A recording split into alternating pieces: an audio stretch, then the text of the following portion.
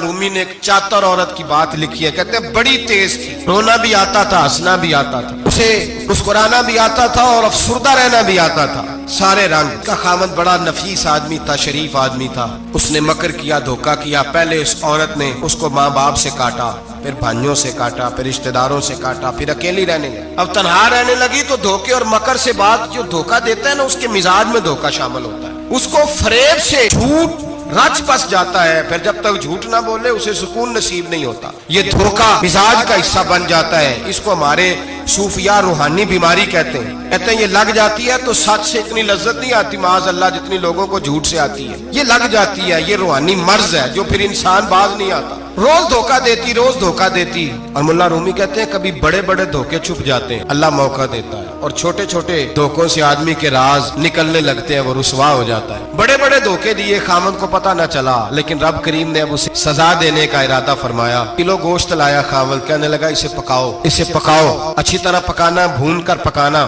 میرے دوستوں نے آنا ہے۔ جب عورت نے گوشت بھونا، کھانے پینے کی بڑی شوقین تھی، دل دادا تھی، خوشبو نے ستایا تو کلو کا کلو گوشت کھا گئی۔ گھر کے اندر چھوٹا سا بلی کا بچہ رہتا تھا، چھوٹا سا، اور اس آدمی وہ 2-4 دن پہلے لایا تھا، اس کو دودھ وودھ پلاتا، پیار کرتا۔ خامد آیا، مہمان آگے، گوشت لاؤ، افسردہ ہو کے بیٹھی ہے، بال بکھرے ہوئے، آنکھوں میں آنسو ہے، حالات بڑے بگڑے ہوئے۔ کیا ہوا؟ کہنے لگی میں نہیں چاہتی تھی آپ دوستوں کے سامنے رسوا ہوں، پر مجبوری بن گئی، گوشت بھون کے رکھا تھا، بلی کا بچہ سارا ہی کھا گیا۔ اب کو سمجھایا تھا نہ لائے گا۔ ساری زندگی آدمی دھوکہ کھاتا ہے، وہ کبھی نقصان نہیں اٹھاتا، اور اس کا نقصان ہوتا ہے تو وقتی ہوتا ہے، نقصان اسی کا ہوتا ہے جو دھوکہ دیتا ہے۔ ساری زندگی اعتبار کرتا رہا، جب کہا کلو گوشت ہی کھا گیا، اب اللہ نے راز اس کا ظاہر کرنا تھا، وقت آ گیا دھوکے پکڑے جانے کا۔ خامد کہنے لگا میری عقل نہیں مانتی، اتنا سا بچہ کلو گوشت کھا جائے۔ اس نے کہا ترازو لاؤ، ترازو کے اوپر جب رکھا تو بچے کا اپنا وزن آدھے کلو سے کم نکلا، اس بلی کے بچے کا۔ اس نے تلوار نکالی اور جب گردن پہ رکھی، کہنے لگا قتل کر دوں گا، سچ بتا۔